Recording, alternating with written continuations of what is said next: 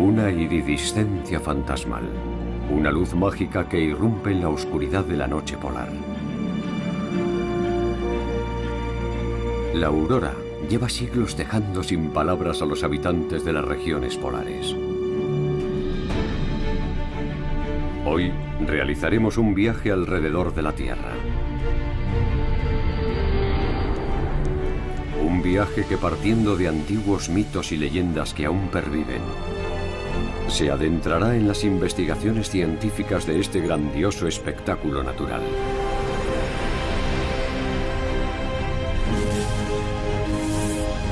Cuya fuente de energía es nuestro Sol. Una potencia celestial que ilumina el cielo con su estela de fuego. Aurora. Llamaradas en el cielo.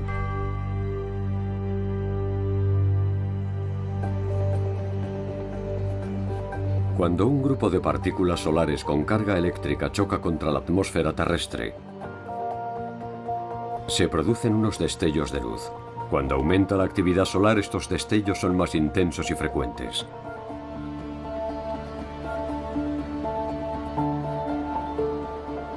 Incluso los investigadores más experimentados no dejan de asombrarse. La aurora es un fenómeno natural espectacular que despierta nuestra curiosidad. Cualquiera que la contemple querrá conocer en detalle su historia y sus características. Me entristeció pensar que quizá nunca volvería a ver aquellos colores y movimientos tan hermosos. Aún no se ha creado una lente capaz de recoger tanta belleza.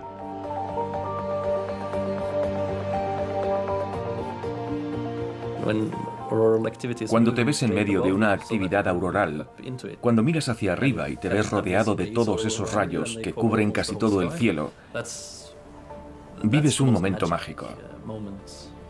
Por mucha experiencia que tenga, no hay científico que no se asombre ante algo así. Este fascinante fenómeno dio pie a un sinfín de leyendas y despertó el interés de los científicos. El primer tramo de nuestro viaje siguiendo la estela de la aurora nos lleva a lo más alto del globo. Allí donde el círculo polar ártico se cruza con la costa oriental de Groenlandia, se encuentra el pueblo de Tinitequilla.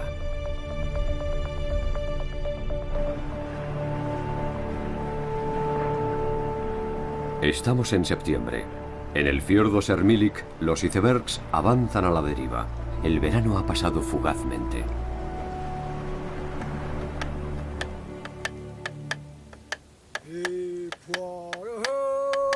Andacuitse se ha hecho famoso por la llamada danza del tambor. Una tradición milenaria entre los inuits. Espíritus y fantasmas, dioses y demonios desempeñaron un papel destacado en su mitología. Los inuits tienen su propia interpretación de las auroras.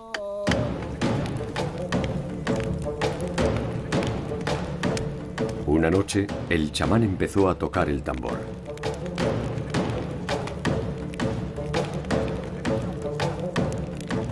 Poco después entró en trance y su alma comenzó a deambular.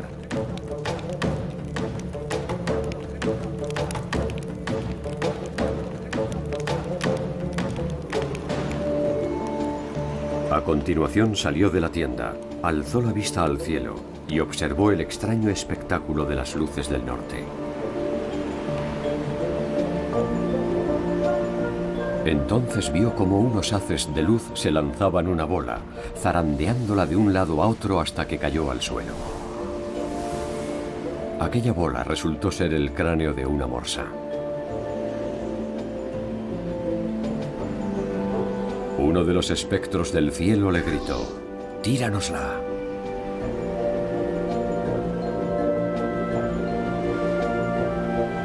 El chamán la recogió y se elevó con ella hacia el cielo. Allí descubrió que aquellos seres eran espíritus que pasaban el tiempo jugando a la pelota.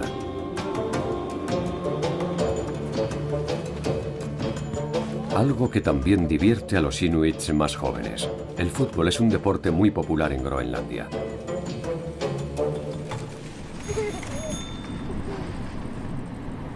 En Tinitequila, en el fiordo de Sermilik, viven oficialmente 130 personas, pero en los últimos años muchos vecinos han decidido emigrar en vista de su exiguo futuro.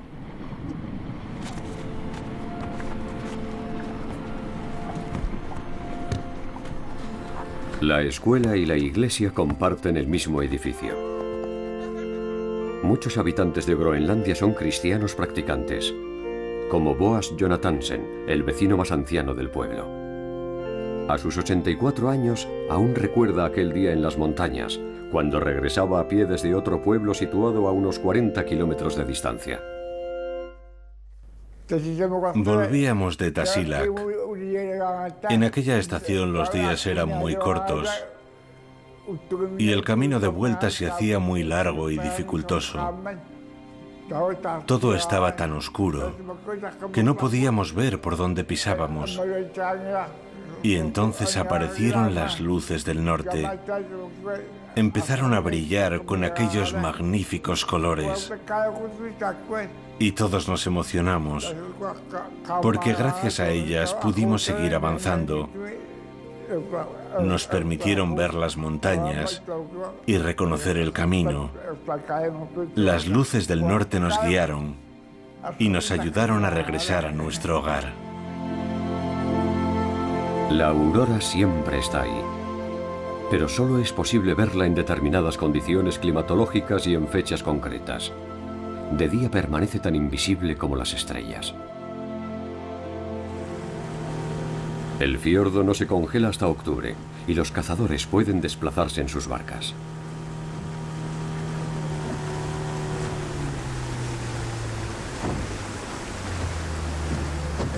Gert Ignatiusen ha salido a cazar focas. Algo que requiere mucha paciencia.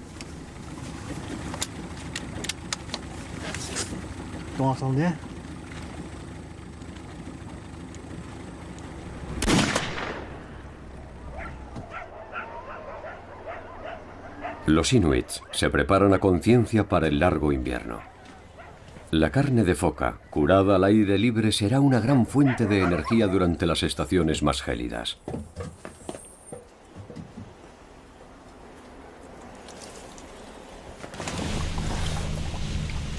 Los días son cada vez más cortos. Dentro de poco la oscuridad será casi total, lo que permitirá admirar de nuevo las espectaculares luces del norte. Gert tiene una nueva afición favorita. Desde su más tierna infancia, hace ya casi medio siglo, ha visto un sinfín de veces las luces de la aurora. Incluso llegó un momento en que, como la mayoría de los inuits, dejó de prestarles atención.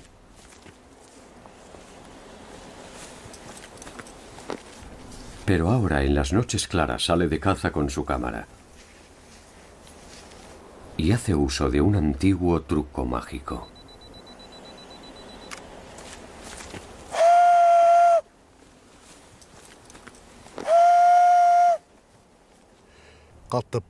Emito este sonido para atraer a las luces del norte. Cuando soplas, parece que las luces se acercan. Desde que descubrí la fotografía, este maravilloso espectáculo de luces me resulta cada vez más apasionante.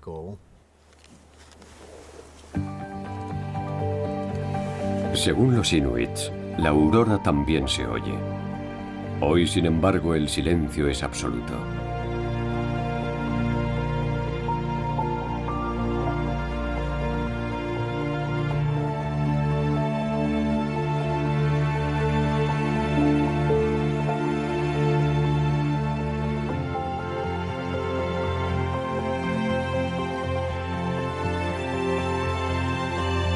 Al cabo de varias horas, su actividad empieza a perder intensidad.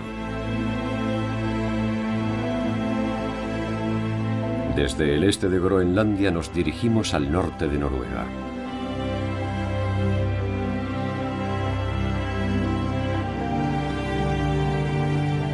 En Tromsø, capital de las luces del norte, la aurora empieza pulsando un botón. En una sala de su museo vemos un plasma que emite luz. Hoy se inicia un nuevo proyecto.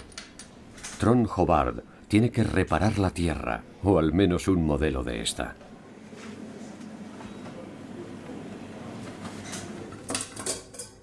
Bautizada como Terrela, esta esfera metálica con imanes en su interior es una simulación del campo magnético de la Tierra.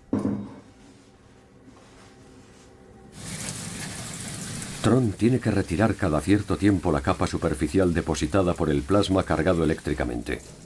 El pionero noruego de la investigación de auroras, Christian Birkeland, empleó este modelo metalizado de la Tierra para generar una aurora artificial.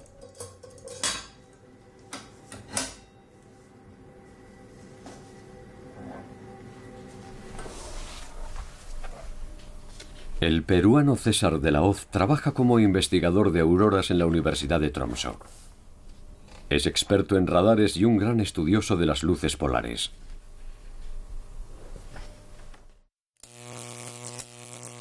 En esta cámara de vacío, un electrodo emite iones.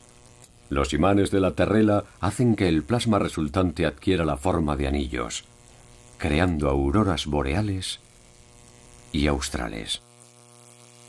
Pero no son exactamente iguales. Parten de la misma fuente, una fuente que cambia con el tiempo y probablemente también en el espacio. Cuando cambia en el tiempo, ese cambio temporal queda reflejado un poco más tarde en la aurora del norte y también en la del sur. Cuando la fuente se desplaza, también se desplazan las auroras del norte y del sur. A grandes rasgos son muy similares, pero hay condiciones locales que hacen que las distancias cortas sean diferentes. La fuente de la aurora es el viento solar, un flujo constante de partículas cargadas que el Sol lanza al espacio. La mayoría de estas partículas son electrones y protones. Cuando esta lluvia choca contra el campo magnético terrestre, este experimenta una contracción en el extremo alcanzado y una expansión en el extremo opuesto. Las partículas solares penetran en la magnetosfera rodeando el campo magnético y fluyen hasta las regiones polares. Si van cargadas de suficiente energía, chocan contra los átomos de la atmósfera, haciendo que estos emitan luz. Los átomos de oxígeno emiten una luz rojiza a unos 200 kilómetros de altitud y una luz más bien verdosa a niveles más bajos.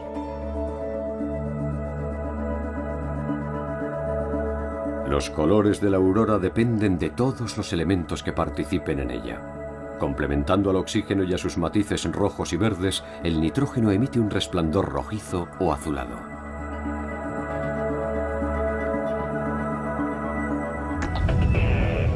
La estructura del campo magnético está sujeta a variaciones espontáneas que catapultan partículas a las regiones polares.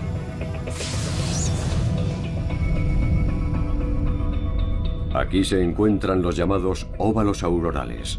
Su posición y tamaño varían dependiendo del entorno electromagnético. No muy lejos de Tromsø se levantan unas importantes instalaciones atmosféricas. La estación de radar Ramfjord estudia minuciosamente la ionosfera.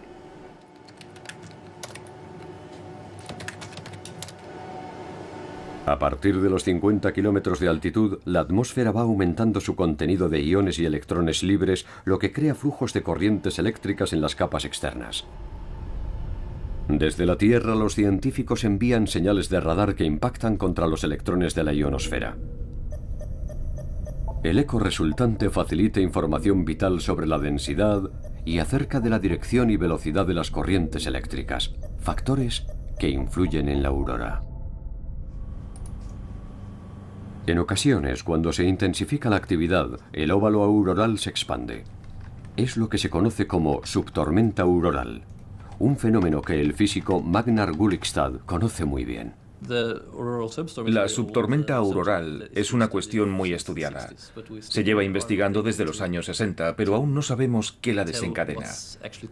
Sabemos qué tenemos que buscar y somos capaces de afirmar: ahora está teniendo lugar una subtormenta o se avecina una subtormenta. Pero desconocemos el mecanismo físico responsable de las subtormentas aurorales. Lo que significa que los investigadores de auroras seguirán teniendo trabajo durante mucho tiempo.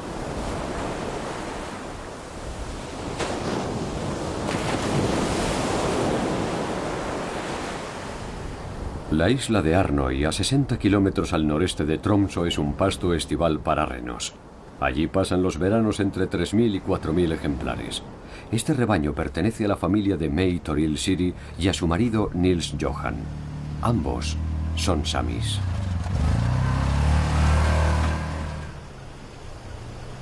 En septiembre los renos son trasladados a los cuarteles de invierno en tierra firme.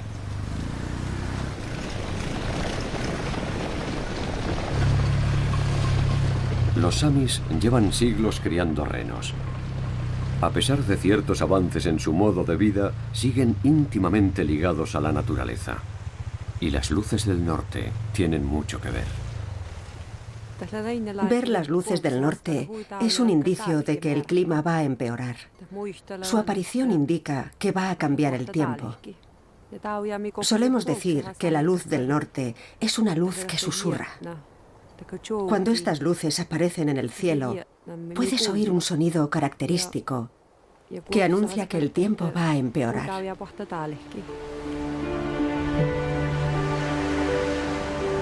Y el cielo se oscurece. Los inuits no son los únicos en afirmar que las auroras van acompañadas de sonidos. Los samis también los oyen, pero nosotros no oímos nada.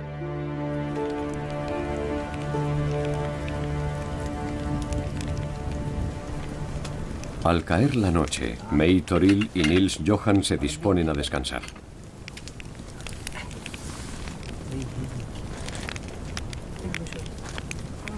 May Toril también trabaja como profesora y es una experta en el joik, el tradicional canto sami.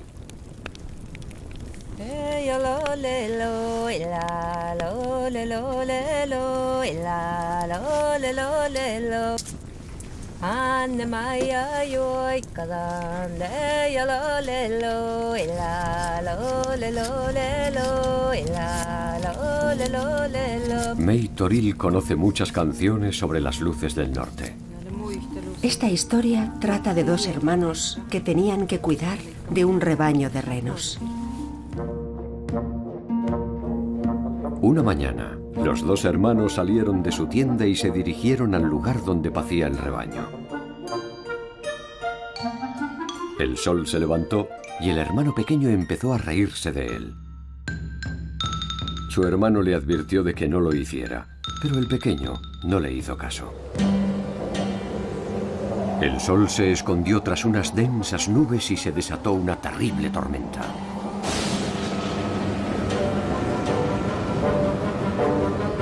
Llenos de miedo, ambos se refugiaron en su tienda durante días hasta que la tormenta amainó.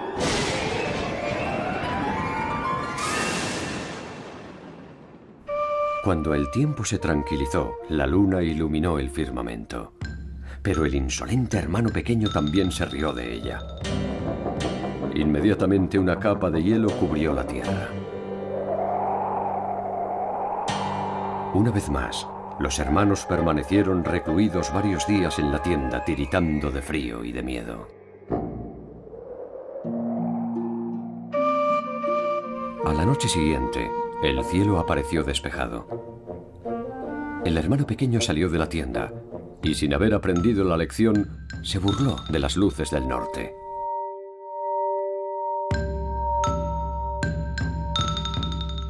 Craso error.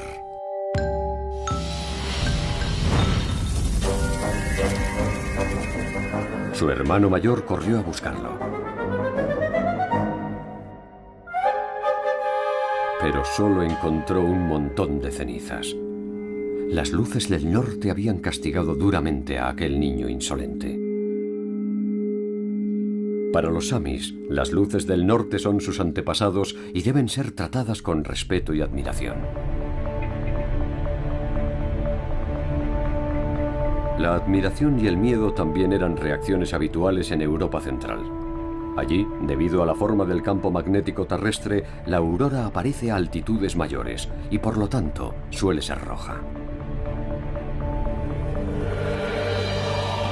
Los cuadros del siglo XVI representaban a las llamas y velas como la razón del color rojizo del cielo.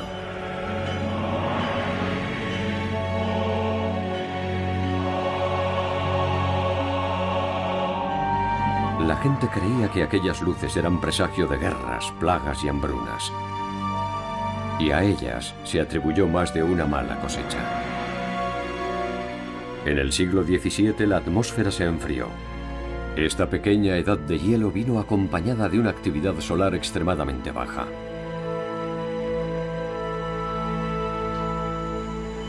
En el Observatorio Solar de Kanzelgege, en Carintia, Austria, un grupo de científicos estudia a diario la actividad del Sol.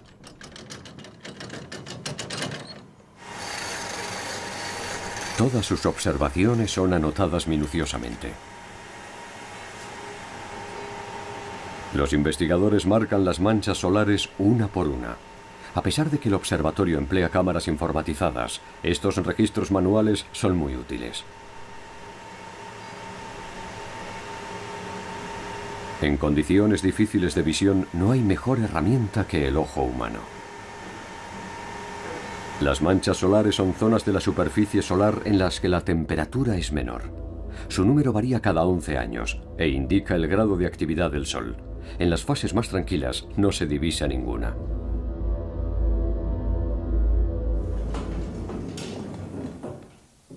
El archivo del observatorio es como un cofre del tesoro. Un registro que desde hace casi 8 décadas se ha enriquecido de forma ininterrumpida. Las fotografías son digitalizadas y archivadas, y los resultados de los estudios son enviados a Bruselas, al Centro Mundial de Datos del Índice de Manchas Solares.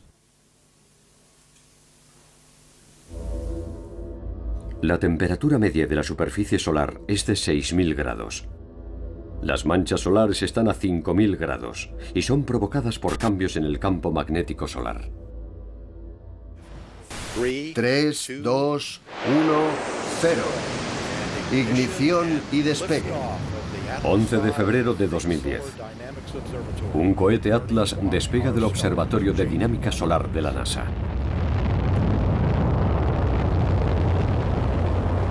Su objetivo será la observación del Sol.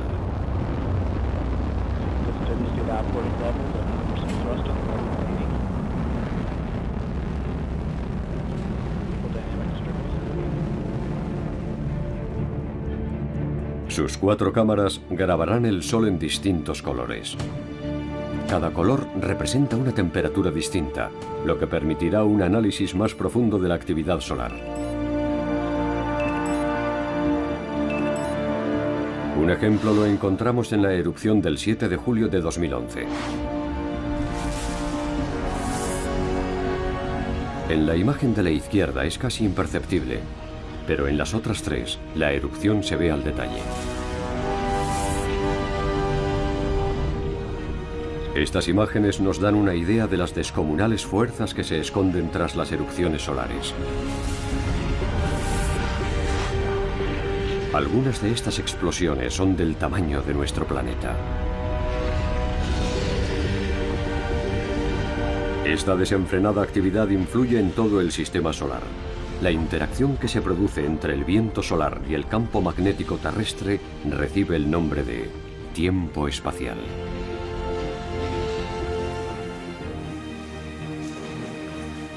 En el Real Observatorio de Bruselas, Eva Robrecht prepara su informe.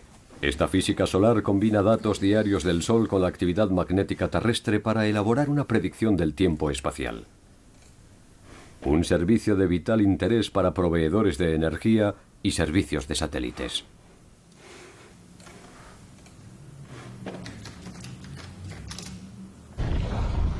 El 14 de febrero de 2011 se produjo una gigantesca erupción que sorprendió a los científicos. Aquellas llamaradas eran las primeras del nuevo ciclo de manchas solares. Ahora vamos a ver la superficie del Sol, donde mediremos el campo magnético. Aquí la tenemos. Unos días antes de aquella erupción no observamos nada inusual y por esa razón nos sorprendimos tanto. Lo que vemos aquí son las mediciones del campo magnético. El blanco significa campo magnético positivo y el negro campo magnético negativo. La imagen en movimiento nos muestra que esta región activa se desarrolló muy rápido. En tan solo 4 días se volvió muy compleja. Una región activa compleja es una región en la que las manchas blancas y negras no están perfectamente separadas. El campo magnético presenta una configuración enmarañada, lo que explica unas llamaradas tan activas. Y la actividad solar va en aumento. Desde que se produjo esta primera erupción se han registrado otras muchas.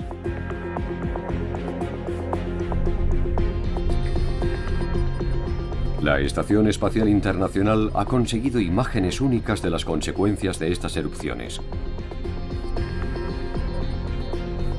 La aurora, vista a 400 kilómetros de la Tierra.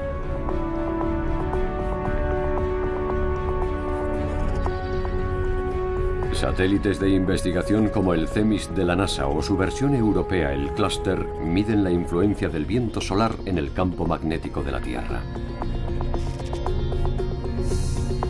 Su objetivo es mejorar la predicción del tiempo espacial. Y la aurora es una manifestación visible del tiempo espacial.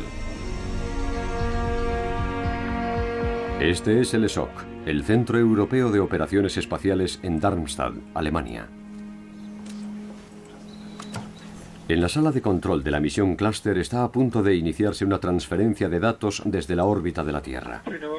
Los satélites suelen sufrir daños a causa del tormentoso tiempo espacial, como nos explica Paolo Ferri, jefe de la División de Operaciones de las Misiones Solares y Planetarias. Hace no mucho, una de nuestras sondas, que estaba girando alrededor de Venus, recibió el impacto de una gran llamarada solar. Algo inesperado, porque las llamaradas suelen seguir una trayectoria definida, y en vez de venir hacia la Tierra, se dirigieron hacia Venus. La sonda quedó cegada y perdió casi por completo el control de altitud. Tardamos 20 horas en recuperar los sensores solares y en conseguir que estuviera plenamente operativa. De haber tardado 16 horas más, los daños habrían sido enormes, porque habría perdido la orientación hacia la Tierra. Habríamos perdido el contacto y la capacidad de obtener energía solar por medio de los paneles solares. Podríamos haber llegado a perder la nave.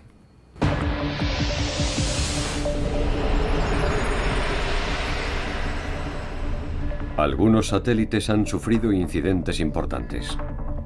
Cuando las partículas cargadas de energía chocan contra ellos, sus sistemas informáticos pueden resultar afectados y en el peor de los casos terminarán como chatarra espacial. La sociedad actual depende cada vez más de los sistemas eléctricos y electrónicos. En nuestro mundo digital, donde un fallo eléctrico es sinónimo de fracaso, las erupciones solares son una amenaza muy real.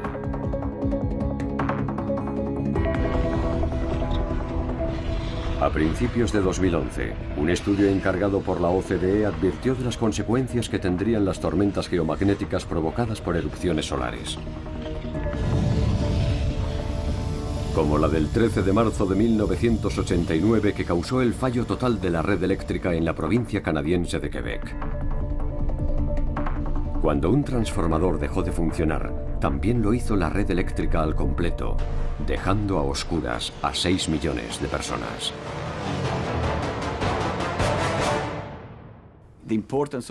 Conseguir unas predicciones fiables no solo es importante para que salten las alarmas antes de que llegue la tormenta, sino también para evitar muchas falsas alarmas, ya que éstas también tienen un impacto económico. Una falsa alarma nunca es una buena noticia.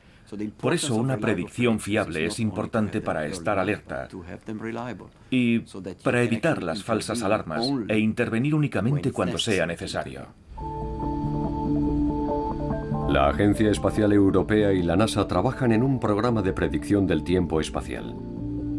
Con este propósito, un grupo internacional de científicos se ha desplazado a algunas zonas poco pobladas del sur del planeta.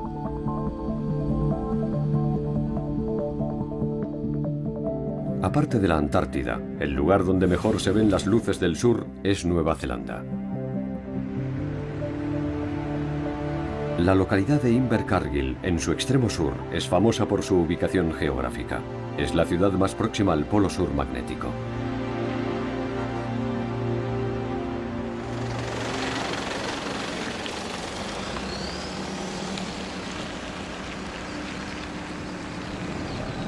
John Devlin, de la Universidad Melbourne La Trobe, acude a una emergencia.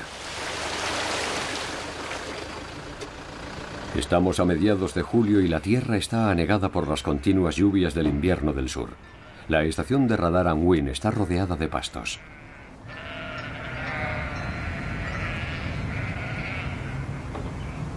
Esta estación y otra situada en Tasmania son gestionadas vía control remoto desde Melbourne. En ella se estudia la ionosfera y el tiempo espacial. Una de las torres ha sido alcanzada por un rayo y un ingeniero se dispone a comprobar los daños.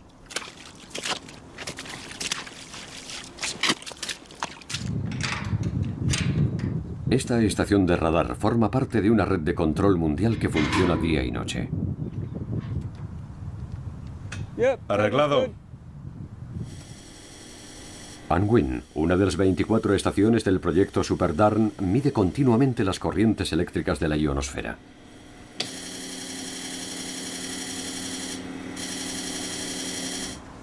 Uno de los fenómenos que está estudiando son los chorros eléctricos polares, corrientes circulares que se desarrollan a unos 100 kilómetros de altitud. Durante las grandes variaciones en el campo magnético terrestre alcanzan picos de 1.000.000 de amperios. En esos momentos, su luz se expande suavemente hacia el ecuador.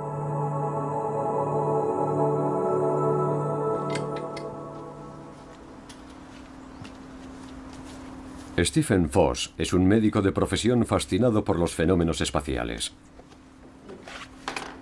En el jardín de su casa, en Invercargill, ha construido un pequeño observatorio. Desde aquí, este astrónomo aficionado observa y fotografía galaxias y nebulosas. Caja mágica de Galileo.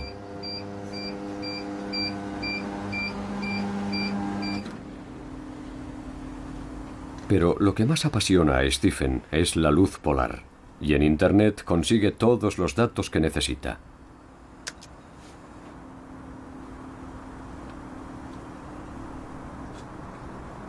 En cuanto tiene la posibilidad de ver una aurora, este buscador de estrellas se lanza a la carretera.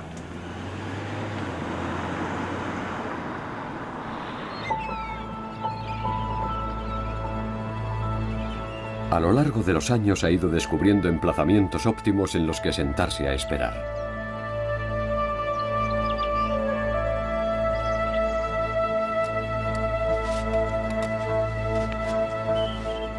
Y aunque las auroras no son frecuentes en Nueva Zelanda, él ha conseguido fotografías excepcionales.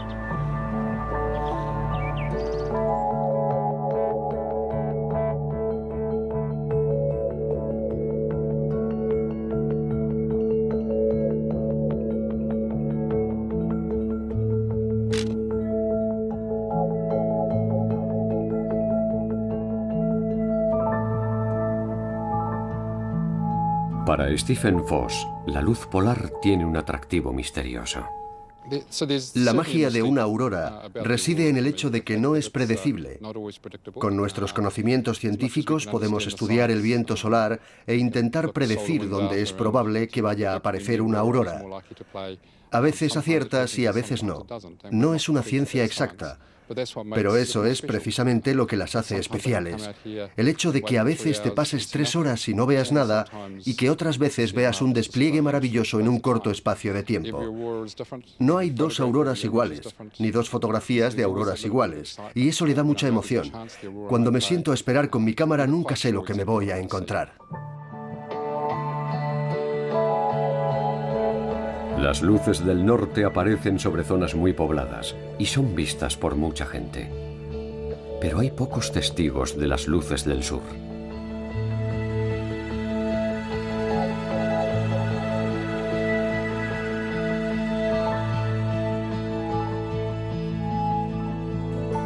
Aún así, las misteriosas luces del cielo han dejado huella en las culturas autóctonas. Dinuanga es maorí y portavoz de la tribu Ngai Tau.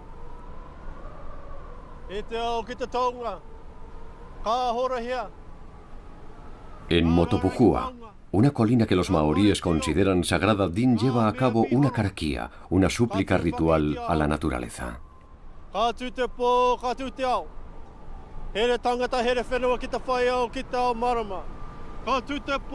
Cada vez más maoríes intentan fortalecer su vínculo con la tierra y la naturaleza.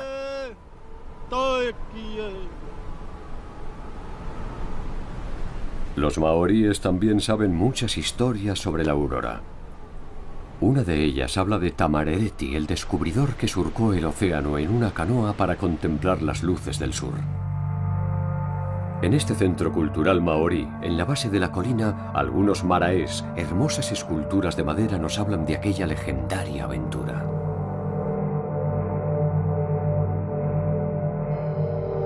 Cuenta la leyenda que Tamarereti y su expedición llegaron al manto de hielo de la Antártida y se quedaron allí varias jornadas, viviendo la noche polar y contemplando la aurora.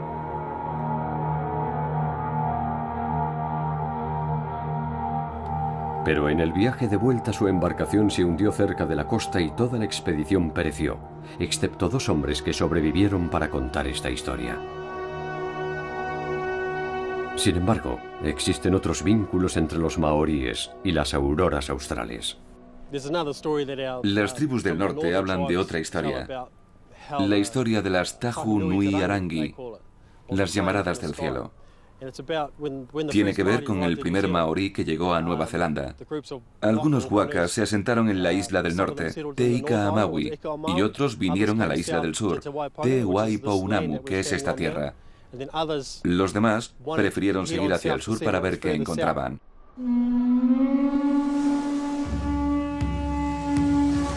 Los intrépidos marineros partieron de Aotearoa, la tierra de la gran nube blanca, como llaman los maoríes a Nueva Zelanda.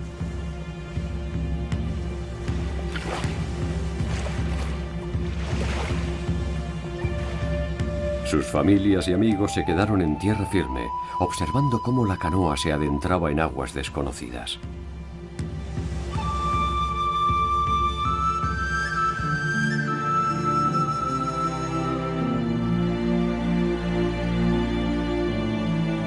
Cuando estaban ya en alta mar, de repente se desató una tormenta.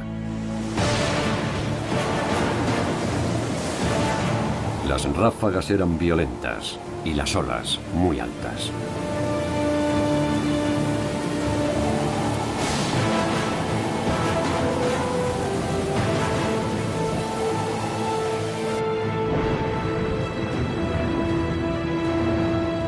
Por fin, los marineros avistaron tierra firme en el horizonte y, sacando fuerzas de flaqueza, alcanzaron la orilla.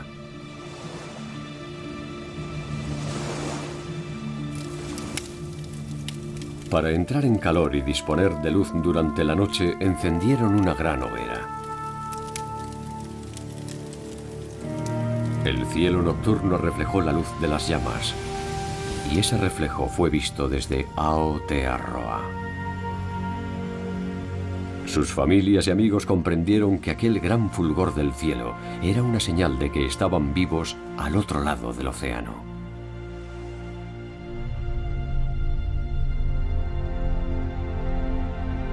En el otro extremo del Pacífico corre la leyenda de unos apuestos individuos con el pelo ensortijado que llegaron en canoa hace mucho tiempo. Cerca de la costa occidental de Canadá hay un archipiélago, las antiguas islas de la Reina Carlota, que desde 2009 son conocidas como Haida Gwaii.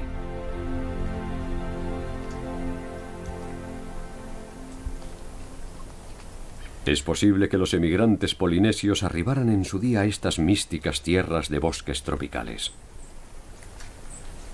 James Selford es maorí. Hace 20 años se mudó de Nueva Zelanda a Haida Gwaii. Estas islas toman el nombre de la tribu Haida, que llevaba más de 10.000 años viviendo aquí. Haida Gwaii está en la misma latitud que Irlanda. Aquí es posible ver de vez en cuando las luces del norte. Para James, este espectáculo tiene un especial significado. Me transmiten mucha energía. Cuando veo las luces del norte, me siento lleno de vida. Hacen que piense mucho en mi familia, que piense intensamente en mi familia. Me traen recuerdos de mi niñez. Unas veces me relajan y otras me motivan. Todo depende de cómo me sienta y de dónde esté. Significan mucho para mí.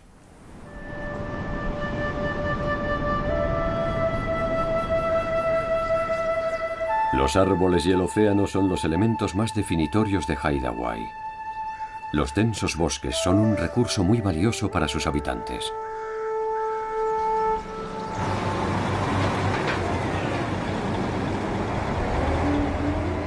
La industria maderera es una de sus principales fuentes de ingresos.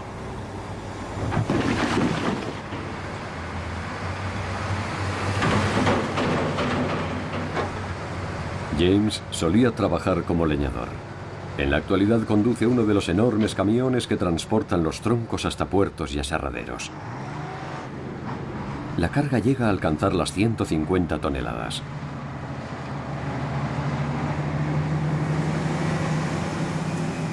Es un viaje peligroso.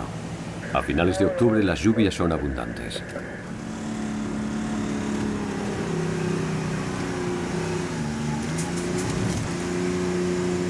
En este estrecho camino forestal, la única vía de acceso a la zona boscosa, los accidentes son habituales. Transportar una carga tan pesada requiere tiempo y paciencia.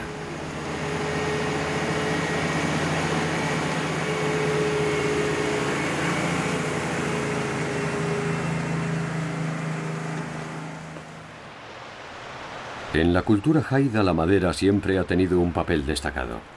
Los Haida no tienen alfabeto y han perpetuado su historia a través de la tradición oral y las tallas de madera.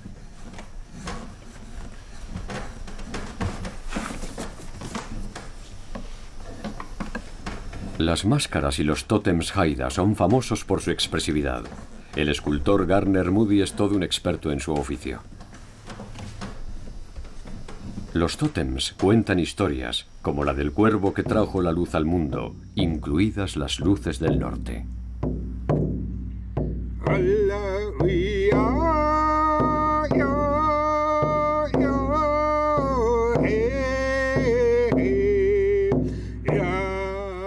Guyau es presidente de la nación Haida, el líder político de su pueblo. Su nombre significa tambor. Los Haida llevan ya un tiempo fomentando con éxito sus ricas tradiciones culturales. La existencia de lo sobrenatural y las diferentes formas en las que se manifiesta ante nosotros constituyen una parte importante de nuestro día a día.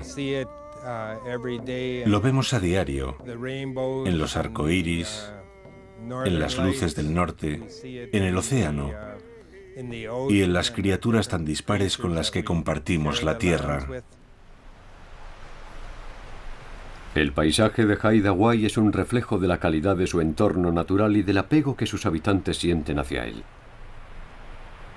A pesar de que los Haida no viven en el Ártico, mantienen un fuerte vínculo con las luces del norte.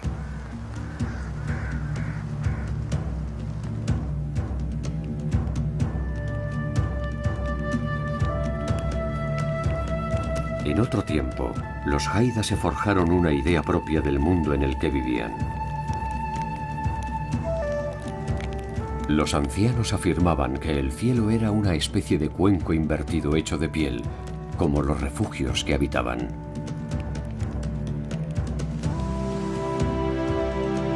El cielo era como la piel de un animal, si bien ha caído en el olvido de qué animal se trataba. Noche tras noche, esta piel se cernía sobre la tierra y la oscurecía. Las estrellas eran pequeños orificios en la piel, a través de los cuales veían titilar la luz del sol.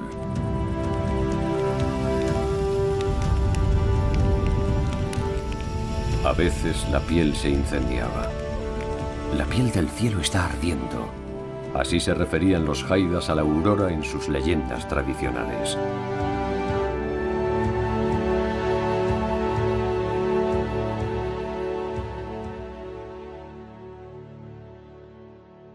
Gran parte del saber atesorado por los Haidas ha caído ya en el olvido. Una de las personas que tratan de conservar la lengua Haida es Diane Brown.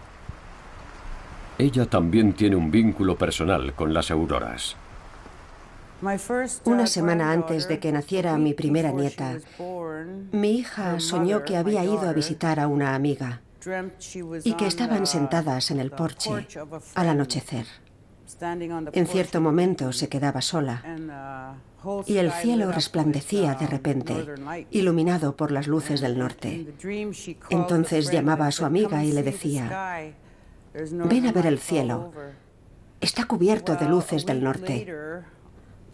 Pues bien, una semana más tarde, la noche en la que nació mi nieta, todo el cielo, desde Skidegate a Narrows, pasando por las islas de la Reina Carlota, se tiñó de colores rojizos, verdosos y azulados, inundado por las fascinantes luces del norte. Quien haya visto una aurora de tal intensidad nunca podrá olvidar la experiencia.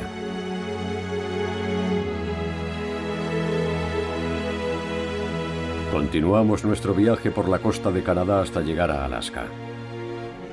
En los alrededores de Fairbanks encontramos algunos de los más importantes centros de investigación de auroras.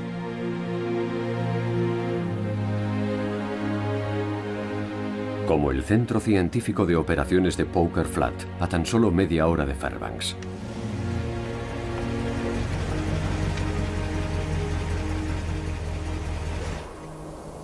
Donald Hampton trabaja para el Instituto Geofísico de la Universidad de Alaska. En Poker Flat es responsable de la observación de auroras utilizando instrumentos ópticos. Este invierno ya han caído los primeros copos de nieve y la temperatura ha descendido hasta 10 grados bajo cero. Cada cierto tiempo, Don debe comprobar las cámaras y el resto de los aparatos por si fuera necesario reajustarlos. El estudio visual sigue siendo una parte fundamental de la investigación. En combinación con los datos obtenidos por radares y satélites, el estudio óptico contribuye a forjar una imagen completa de cada aurora.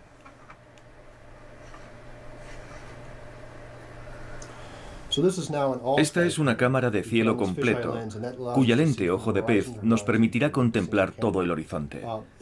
Sus imágenes, unidas a las de otras cámaras colocadas en varios puntos de Canadá, nos permitirán descubrir en qué lugares del planeta se está viendo una aurora. Así podremos conocer su grado de actividad y la cantidad de energía que ha absorbido del Sol. Aquí tenemos una lente con un campo de visión estrecho que nos permitirá apreciar mejor los detalles, la dinámica de la aurora y sus distintas formaciones. Así podremos hacernos una idea acerca de cómo y cuándo se originan las auroras. Los investigadores se centran ahora en las estructuras interiores más pequeñas con el objetivo de comprender los mecanismos que causan este fenómeno. Sin embargo, no es tan solo un fenómeno visual. No pocos expertos afirman que las auroras también emiten sonidos. En Fairbanks, en la Universidad de Alaska, llevan mucho tiempo intentando grabar los sonidos de la aurora, sin ningún éxito.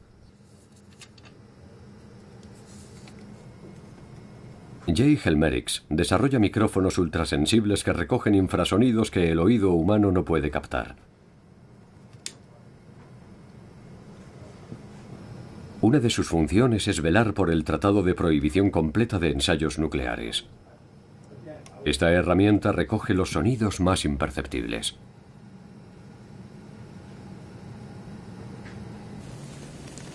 El físico Charles Wilson lleva décadas estudiando los infrasonidos y ha descubierto que, efectivamente, la aurora emite ondas de sonido, inaudibles para el oído humano.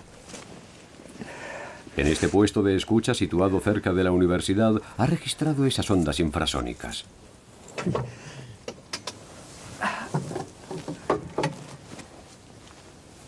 Como la onda de arco generada por el movimiento supersónico de un arco auroral donde fluyen potentes chorros eléctricos. Los infrasonidos aurorales pasan a ser perceptibles para el oído humano al acelerar 2000 veces la señal recogida.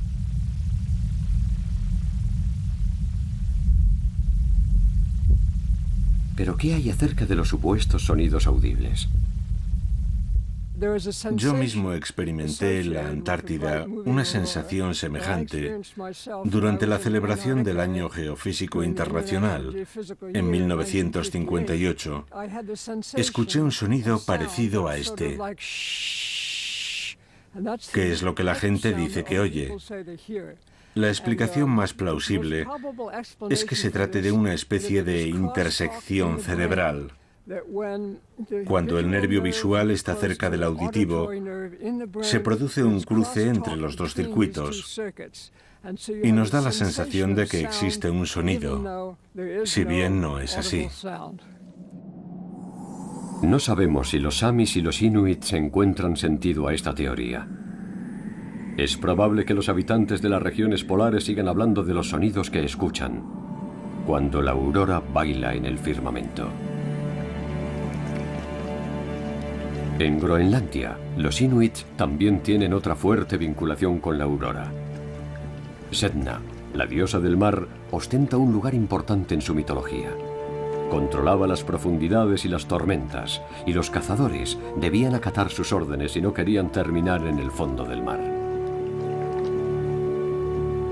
Hoy, la diosa está representada en el espacio.